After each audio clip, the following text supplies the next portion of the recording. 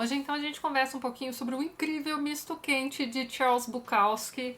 Eu achei bem engraçados os comentários que vocês deixaram pra mim no vídeo de Você Escolhe do Mês. Principalmente o pessoal que chegou um pouquinho depois e já viu que esse livro aqui estava, né, ganhando a votação e tudo mais.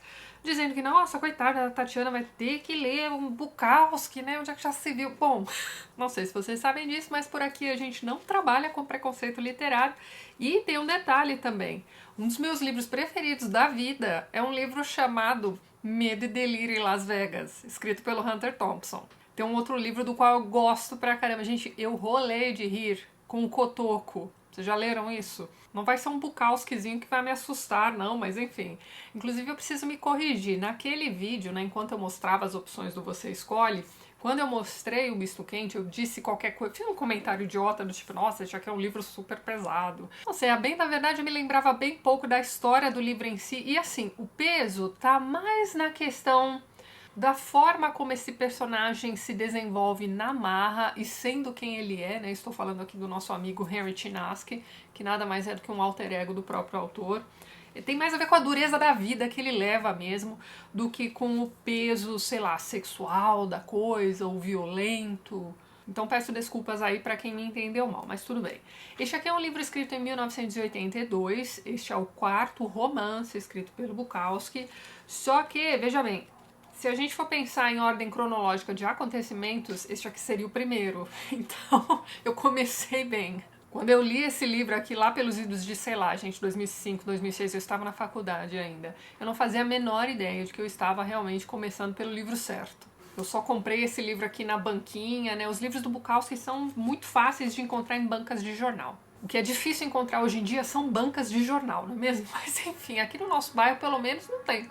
Mas tudo depende do lugar que você mora. Ali na região da Avenida Paulista, por exemplo, ainda tem banca de jornal uma atrás da outra, né? Então tá, voltando ao livro. Este aqui é um livro que vai contar pra gente os anos de formação do jovem Chinaski. Então aqui nós acompanhamos a infância, a adolescência e o início da juventude dele. Inclusive o final desse livro é muito interessante, né? A gente sabe que a partir do final desse livro você tem uma virada na vida, né, desse personagem. Você tem ali o amadurecimento que é feito na marra mesmo, né? No final dessa história, essa é uma história que se passa ali nos anos pós-queda da Bolsa de Valores de Nova York. Então, nos Estados Unidos, a situação era periclitante nessa época. E a gente está falando também do período entre guerras. E a família do Chinaski é uma família que vive, não vou dizer exatamente assim na merda, mas eles vivem numa situação muito difícil, não só financeiramente. A formação dessa família é uma coisa complicadíssima. Então o pai dele é um cara que no começo aqui da leitura você começa a achar que ele é até meio engraçado, porque ele diz umas coisas engraçadas mesmo. Mas conforme a leitura vai correndo, você vai percebendo o quão, sei lá, tirânico ele é mesmo. Então ele é essa figura autoritária, ele bate pra caramba no filho, ele não aceita nada que a esposa, né, enfim, diga. E a mãe do Chinaski é aquele tipo de mãe passiva. Então ela não faz nada. Ela vê o marido espancando o filho e tá tudo bem. Então este é o meio familiar do Chinaski. Já na escola, ele é uma pessoa que tem uma dificuldade extrema de manter amizades. Ele até faz um amiguinho aqui e ali, mas ele não consegue, ele não tem esse traquejo social, nem na infância, nem na adolescência. Ele cresce assim. E a gente vai percebendo que ele vai endurecendo com o passar do tempo. Então ele é aquele tipo de pessoa que resolve tudo no braço. E a falta de traquejo social dele também afeta seus relacionamentos. Então, ao longo do livro todo aqui, você não vai ver o Chinaski como uma namoradinha, por exemplo. A forma como ele trata mulheres, então assim, desde, sei lá, as professoras que estão lá explicando a matéria enquanto ele tá ali babando nas pernas da professora. Ele não é o único. Quando a professora pede para conversar com ele depois da aula, né, vai dar uma bronca ou vai, sei lá, elogiar uma redação, algo do tipo, ele acha que a professora tá querendo alguma coisa com ele, entendeu? Tem um momento muito interessante aqui nessa história, que é quando o presidente dos Estados Unidos vai fazer uma palestra, sei lá, vai participar de um evento ali na cidade dele. As histórias do Bukowski se passam sempre em Los Angeles, mas é sempre no lado B de Los Angeles. Aqui a gente não tá falando do glamour, enfim. É a vida na sarjeta mesmo. Mas então, como este é um grande evento, os professores acreditam que os pais deixarão seus filhos, né, assistirem aquela apresentação e tudo mais. Só que eu não me lembro agora exatamente o que é que o pai do Chinaski pede para ele fazer naquele dia e acaba não deixando o guri ir até lá assistir a palestra, enfim. Mesmo sabendo que ele teria um trabalho para entregar sobre aquilo. Então o que ele faz, coitadinho? Ele inventa, né, o que teria acontecido. E ele escreve uma redação maravilhosa sobre a apresentação do presidente naquele dia. Só que ele não esteve lá. E a professora faz um negócio bem bacana. Ela lê a redação do Tinaski para a turma, né, no final daquela aula. E a professora fica até meio emocionada lendo aquilo para a turma. Olha, mas no final ela pede para conversar com o menino e vai perguntar para ele: você esteve lá? E aí ele admite que não esteve, enfim, mas a professora não diminui a nota por isso, muito pelo contrário, enfim. É aí que você começa a perceber que o garoto realmente leva jeito para a escrita. Então este aqui, além de ser um romance de formação mostrando o endurecimento dessa pessoa, né, a forma como ele lida com essas vicissitudes da vida, que é sempre a pior forma possível, você tem também o desenvolvimento dele como escritor, só lembrando que o Tinaski é um alter ego aqui do Bukowski e diversas das coisas que ele conta aqui nesse livro aconteceram com ele também. É aquele tipo de livro de autoficção, entendeu? E o Tinaski vai aparecer em outros romances, em outras histórias do Bukowski, como eu disse pra vocês, mas cronologicamente este aqui é o primeiro, voltando. Esse garoto vai encontrar uma fuga, né, para a vida difícil que ele leva na literatura. Então ele vai ler pra caramba, ele vai ler os russos, ele vai ler os clássicos e começa a achar que ele também pode se tornar um escritor um dia. Só que quando ele começa a escrever, ele começa a sentir que ele não é bom o suficiente, ele precisa encontrar sua própria voz, então tudo isso está aqui nesse livro também, bem interessante. E como se não bastasse nessa dificuldade devido ao meio familiar em que ele vive, né, em que ele cresce. Essa questão dele não ter traquejo social, não conseguir manter uma amizade. Ele tem uma dificuldade tremenda com esportes também. Inclusive tem um momento aqui em que ele tá jogando beisebol e finalmente ele consegue fazer um ponto. Enfim, gente, não entendo nada de beisebol, mas ele consegue marcar ali uma pontuação alta em um jogo só e aquilo basta pra ele, entendeu? Ele fica super feliz com aquilo, ele vai ser sempre lembrado pelos amigos por aquele dia em que ele jogou bem, apesar de nos demais ele ser sempre, sei lá, um perna de pau. Então ele tenta encontrar refúgio nos esportes, não dá muito certo, isso só vai acontecer mais pra frente quando ele se encontra no boxe. Aí realmente ele consegue se desenvolver.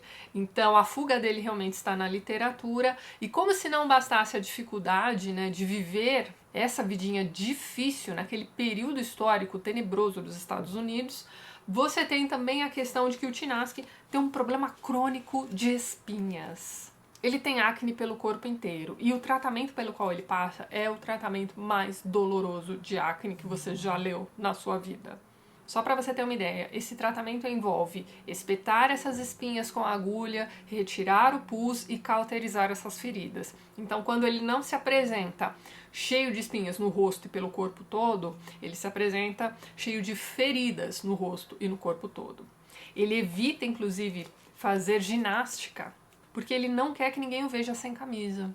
Então ele vai crescendo com essa autoestima toda em frangalhos, ele sabe que ele parece um monstro, né, aos olhos das menininhas e tudo mais, então ele tem esse déficit de amor familiar, ele vai se apegando, pra vocês terem uma ideia, ele se apega à enfermeira que trata dele no hospital, porque ela trata o menino com delicadeza, né, enfim, e pra ele aquilo ali é o máximo do amor possível, digo, que ele conhece até então. Olha, é um livro que vai passando pelo grotesco dessa questão da vida na sarjeta e a forma como ele entende o sexo. Então as experiências sexuais, tanto dele quanto dos amiguinhos, são tratadas assim de um jeito muito cru. Então não há beleza, não há sensualidade, é uma coisa assim meio animal mesmo. Não existe asepsia, entendeu? Pra nada, inclusive, aqui neste livro, né? As coisas são contadas como elas são. Inclusive, esta é uma marca muito interessante da escrita do Bukowski. Ele é muito direto, né? A escrita dele é muito clara, não há que se falar aqui em subjetividade, né? Você não consegue fazer uma análise aqui do discurso do Tinaski e dizer coisas do tipo, não, aqui ele quis dizer, não. O que ele quis dizer está muito claro e foi dito. Então a escrita é clara, objetiva, direta, honesta pra caramba. O autor pouco se importa com a opinião de quem está lendo, então assim, ele vai colocar aqui quantos palavrões ele achar necessário colocar na história dele e ponto final. A sexualidade aqui não tem asepsia nenhuma, não tem nenhum tratamento ternurinha, né, do adolescente se apaixonando pela... Não é isso que você vai encontrar aqui. E enquanto romance de formação, ele não está aqui para te contar uma história ternurinha sobre o desenvolvimento desse adolescente, né? Principalmente se você levar em consideração todos esses fatores que eu comentei com vocês, principalmente o meio em que ele cresce. Como eu disse a vocês, esse é um livro que se passa então na infância, adolescência e juventude do Chinaski. O que você tem aqui, então, é uma história que se desenvolve ao longo dos anos 30 e entra nos anos 40. Portanto, aqui você tem um retrato desse entre-guerras nos Estados Unidos. É bacana contrastar, né, o que eu li aqui neste livro com o que eu li lá nas Irmãs Makioka, que retrata exatamente o mesmo período, só que lá no Japão, com uma família abastada.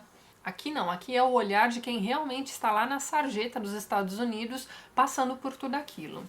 Eu vou ler aqui um trechinho para vocês, em que ele diz o seguinte, ó, isso está na página 192. Eu não tinha interesses. Eu não tinha interesse por nada. Não fazia a mínima ideia de como iria escapar. Os outros, ao menos, tinham algum gosto pela vida. Pareciam entender algo que me era inacessível. Talvez eu fosse retardado. Era possível. Frequentemente me sentia inferior. Queria apenas encontrar um jeito de me afastar de todo mundo, mas não havia lugar para ir. Suicídio? Jesus Cristo, apenas mais trabalho. Sentia que o ideal era poder dormir por uns 5 anos, mas isso eles não permitiriam. Então lá estava eu, na escola de ensino médio Chelsea, ainda alistado no ROTC, ainda coberto de espinhas. Isto sempre me fazia lembrar que imenso fodido eu era. Então veja bem, esse ROTC é a sigla para Corpo de Treinamento de Oficiais da Reserva. Então ele vai para esse ROTC como opção para ginástica, né? Então, como eu disse a vocês, ele não queria fazer ginástica porque ele não queria que ninguém visse, né, as marcas de acne em suas costas, enfim. E aí é isso, você tem esses garotos se preparando para a guerra. E é muito, não vou dizer engraçado, mas é muito curioso você acompanhar esses capítulos que se passam no ROTC, porque você vai vendo que ninguém sabia muito bem o que é que estava acontecendo. Aliás, ninguém sabia de nada. Quando ele diz o que eles vão fazer lá no ROTC, ele vai dizer que ele aprendeu a, sei lá, cavar latrinas e coisas do tipo, entendeu? Então esses garotos estavam sendo preparados para a guerra, mas eles eram absolutamente despreparados para qualquer coisa, né? De certa forma isso é bastante assustador. E voltando um pouquinho a falar sobre a escrita do Bukowski, bem, este aqui é um autor que por muitos é considerado como um autor meio underground. Ele é meio que considerado um autor de segunda linha.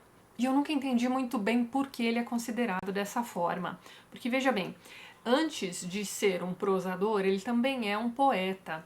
E a poesia dele é um negócio espetacular. Não sei se vocês já ouviram O Pássaro Azul, tem vídeo aqui no canal, vou deixar o link aqui em cima e lá embaixo. Sério, vão lá ouvir aquilo. Veja lá se aquilo te parece com a escrita de um autor de segunda linha. Então veja bem, quem parte da poesia para a prosa do Bukowski, pode até parecer que você tem a sensação de estar lendo dois autores diferentes, né? Por conta, né, da forma como ele trata a vida como ela é aqui nesses livrinhos. E isso me chama a atenção, principalmente quando a gente pensa também em autores como Georges Bataille. O Bataille é um cara considerado ali um grande filósofo, ele tem diversos livros, né, em filosofia e tudo mais. Ele tem um livro sensacional sobre literatura e o mal também, que eu sempre recomendo aqui para vocês. Mas, enquanto romancista, ele tem ali um livro que também é de memórias, chamado A História do Olho. Você já leu aquilo? Então a sensação é parecida, né? Se você conhece o trabalho como filósofo, como estudioso do Georges Bataille e depois passa para a leitura da História do Olho, você vai sentir esse estranhamento também. Só que o Bataille é considerado um grande autor e o Bukowski um autor de segunda linha. Vai entender, não é mesmo? Eu vou ler só mais um trechinho aqui para vocês, que está na página 296, olha só. Quando o último estudante saiu, fui até a mesa da senhora Curtis, a professora dele. Ela sorriu para mim. Eu estivera olhando para suas pernas durante horas e ela sabia. Sabia o que eu queria, que não tinha nada para me ensinar. Ela havia dito apenas uma coisa da qual eu me lembrava. Não era sua, obviamente, mas eu gostei assim mesmo. Aí olha só o que foi que ela disse e ele nunca esqueceu. Nunca se pode superestimar a estupidez do público geral. Ou seja, né, de certa forma essa frase aqui também resume aí a ideia que as pessoas fazem sobre a escrita do Bukowski sem nunca ter lido. Vamos resolver esse negócio de preconceito literário aí. Quando você já experimentou e não gostou mesmo assim, aí a coisa deixa de ser preconceito. Mas se você torce o nariz pro Bukowski sem nunca ter lido nada, sinto muito. Não deixe de ouvir lá O Pássaro Azul, certo? E não deixe também de ler O Misto Quente. Olha, este é um livro que por vezes vai ser engraçadíssimo, mas assim, de chorar de rir. Principalmente nos diálogos. Gente, que autor bom de diálogo. Outras vezes você vai ler passagens revoltantes, como por exemplo, sei lá, os espancamentos que ele sofre do pai, ou esse tratamento pesadíssimo pelo qual ele passa por conta de acne. Olha, em outros momentos você vai sentir uma compaixão danada pelo pobre do Tinaski. Tem algumas passagens aqui bastante dolorosas mesmo, eu diria. E no fim das contas, né, esse Henry Tinaski, né, ou seja, o próprio Bukowski, é um cara durão, mas com um coraçãozinho de poeta, não é mesmo? Então é isso, gente. Recomendo fortemente a leitura deste livro. É uma leitura que voa, como eu disse pra vocês, a escrita é muito direta. O livro parece gordinho, mas lembre-se que ele é pocket.